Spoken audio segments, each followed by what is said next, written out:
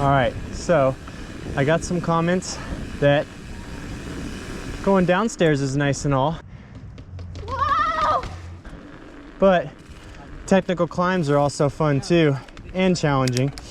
So you also want to practice going back up the stairs. Woo!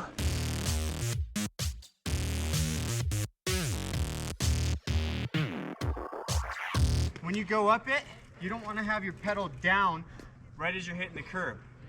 And you don't always need to use a full rotation. Sometimes you can use little half steps. You can use little half steps pulling up on your bars like this as you go. Just kind of keep that going.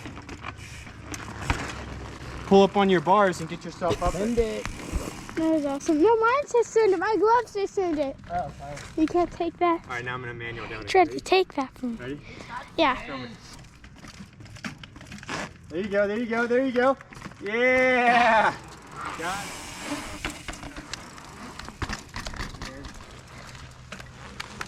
Can we jump this, Dad? Dad. Yeah. Stand up. Oh. See right there when you get stuck? Yeah. That's when you need to stand up, power through it, lift up the bars, and do those little half pedals I was talking about, okay? All right, bro. Let's try that again.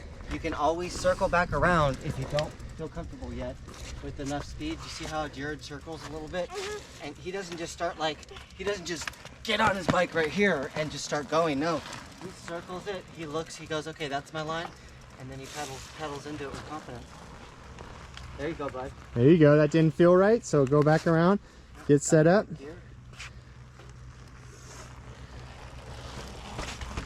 There you go, there you go, there you go. There you go, keep it going, keep it going. Oh, it's so close. So close, so close. Brutal. You whack them. Use that anger as motivation. Let's go. Suck it up, Buttercup. So this is what I want you to do this time. You're getting right here about to the top step, right? Mm-hmm. And as your bike starts to lock out and you start to feel resistance, as you're starting to feel that front tire hit and rock backwards, look at the pedal. As the pedal will rock backwards too, and that's when you need to push into it and lift up and get that little half pedal in. That's the half pedal I'm talking about. As the bike starts to rock back, you push into it, get that half pedal in, and then you'll be able to pedal up over the top. So let's try it again. All right, get a tiny bit more speed at the bottom going into it so you don't stall out at the top as bad.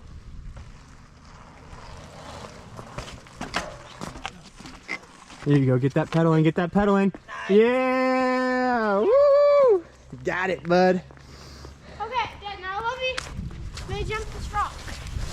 I'm gonna jump this rock right here. All right, let's see, you think you got jumping skills now. He does, he's a natural. Alright, so the way... Let's see what's going down. Alright, so the way that you keep your bike from nosediving is you go off it. If you don't do anything, obviously, it's naturally going to nosedive.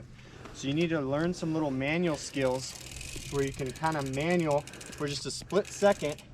And the worse you are at manualing, you kind of got to go a little bit faster then, where your back tire drops off first. So step one, before you go and you want to try and drop off something even, is to learn little manuals. You don't have to be a pro, you don't have to be doing manualing down the entire course like Brandon Semenek or something like that.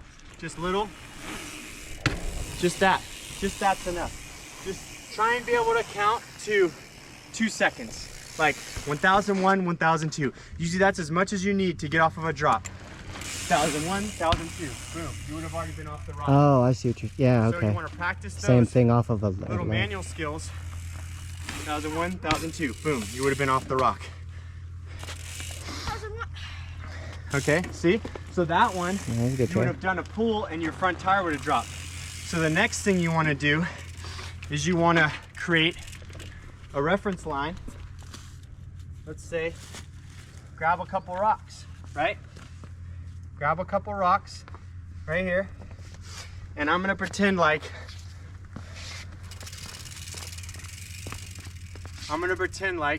those rocks are the drop I'm gonna go off. So I know if I can lift my front tire and not set it down until my back tires pass those rocks, I know that I would have been able to go off the drop and not go front tire first. Copy that. So now I know that if I'm lifting my front tire up and using those rocks as a reference line, if I start, compress a little bit, lift my front tire up, if I know if I don't set my front tire down before my back tire passes those rocks, I know that I would have went off the drop clean.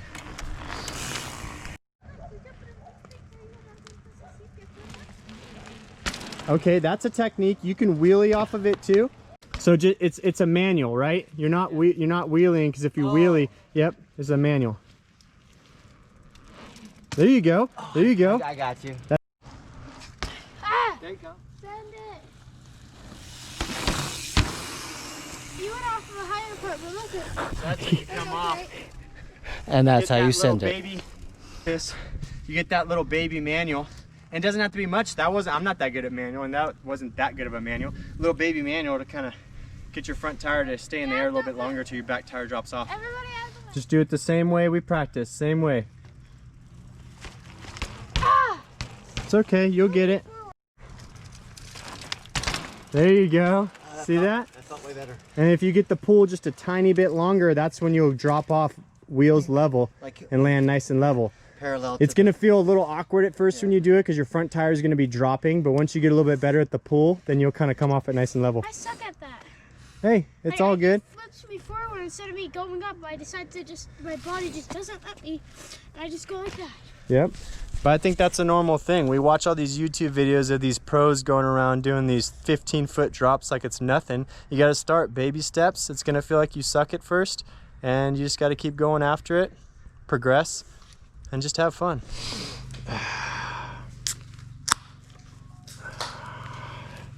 Little snake run. Yeah, buddy.